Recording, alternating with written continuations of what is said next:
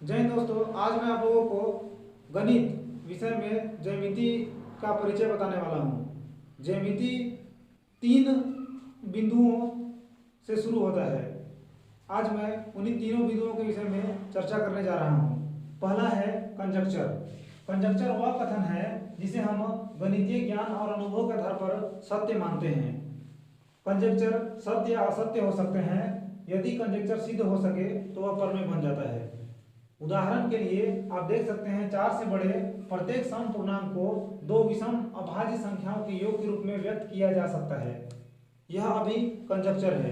Conjuncture इसलिए है क्योंकि यह सत्य भी हो सकता है, असत्य भी हो सकता है। यदि आप इसे सिद्ध कर देंगे तो आप प्रख्यात हो जाएंगे, आप गणितज्ञ बन जाएंगे। अभी तक यह सिद्ध नहीं हो पाया है। सिद्ध करने के लिए हम लोग 1-2 स्टेप का प्रयास करते हैं।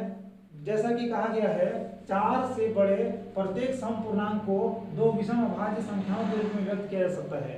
तो 4 से बड़े प्रत्येक सम पूर्णांक, तो 4 से बड़ा सम पूर्णांक 6 आता है। तो 6 को हम लोग 3 + 3 के रूप में लिख सकते हैं। दोनों ही विषम अभाज्य संख्या है, 3 और 3।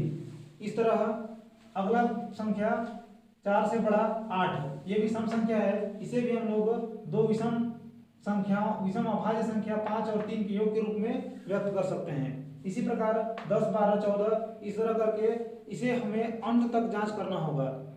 यदि वह सत्य है तो प्रमेय बन जाएगा, और यदि वह सत्य नहीं है तो असत्य कथन हो जाएगा। दूसरा कथन है अभिगृहित। अभिगृहित वे कथन हैं जिन्हें हम सत्य मान लेते हैं और उन्हें सिद्ध नहीं करते। ये स्वप्रमाणित सत्य हैं।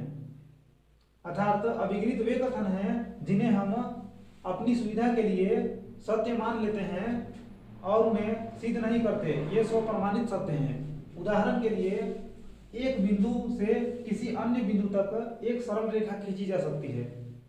जैसा कि आप चित्र में देख पा रहे हैं, एक बिंदु ए से अन्य बिंदु बी तक एक सरल रेखा खींचा जा सकता है।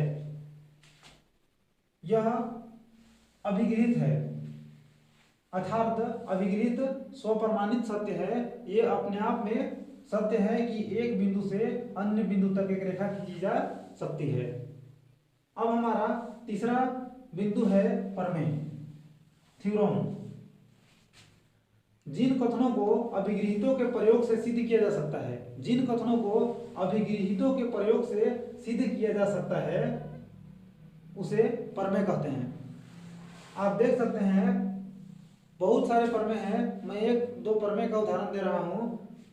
प्रमेय है पहला, यदि किसी त्रिभुज की एक भुजा के समांतर अन्य दो भुजाओं को भिन्न भिन्न बिंदुओं पर प्रतिच्छेद करने के लिए एक रेखा खींची जाए। तो जैसा कि आप चित्र में देख पा रहे हैं, एक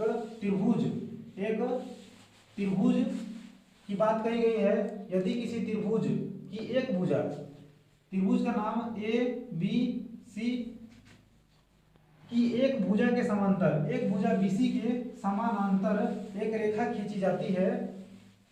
दो अन्य भुजाओं को भिन्न भिन्न बिंदुओं पर प्रतिच्छेद करने के लिए एक रेखा खींची जाए। दो भुजा AB और AC को ये रेखा X काटते हुए गुजरती है और काटती है, ये D और E नामक बिंदु पर काटते हुए गुजरती है। तो ये अन्य दो भुजाएं एक ही अनुपात में विभाजित हो जाती है। तो कहा जा रहा है कि अन्य दो भुजाएं अर्थात AB और AC एक ही अनुपात में विभाजित हो जाती है। अर्थात AB का अनुपात और AC का अनुपात एक ही होगा, बराबर होगा। अर्थात AD बटा DB बराबर AE बटा EC। दूसरे शब्दों में कहें तो AD बटा पूरा AB बराबर AE बटा EC। यह कहा जा रहा है, इस कथन में कहा जा रहा है प्रमेय, इसे थेल्स प्रमेय के नाम से भी जाना जाता है। ये 10वीं कक्षा की प्रमेय 6.1 है। यदि किसी त्रिभुज की एक भुजा, इस त्रिभुज एबीसी की एक भुजा बीसी के समांतर अन्य दो भुजाओं को भिन्न भिन्न बिंदुओं पर प्रतिच्छेद करने के लिए, बीसी के समांतर अन्य दो भुजाओं एसी को दो भिन्न भिन्न बिंदु डी और ई पर प्रतिच्छेद करने के लिए एक रेखा एक्स खींचा गया, तो हमें सिद्ध करके दिखाना है ये अन्य दो भुजाएं एक ही अनुपात में विभाजित हो जाती हैं। अर्थात इसे हम अभिग्रहित की सहायता से ये सिद्ध करके दिखा सकते हैं, प्रूव कर सकते हैं कि अन्य दो भुजाएं अर्थात ए बी और ए सी एक ही अनुपात में विभाजित हुई हैं, अर्थात ए डी बटा डी बी बराबर ए ई बटा ई सी, या ए डी बटा ए बी बराबर ए ई बटा ई सी हम सिद्ध करके दिखा सकते हैं अभिग्रहित की सहायता से। इसे हम अभी सिद्ध करेंगे।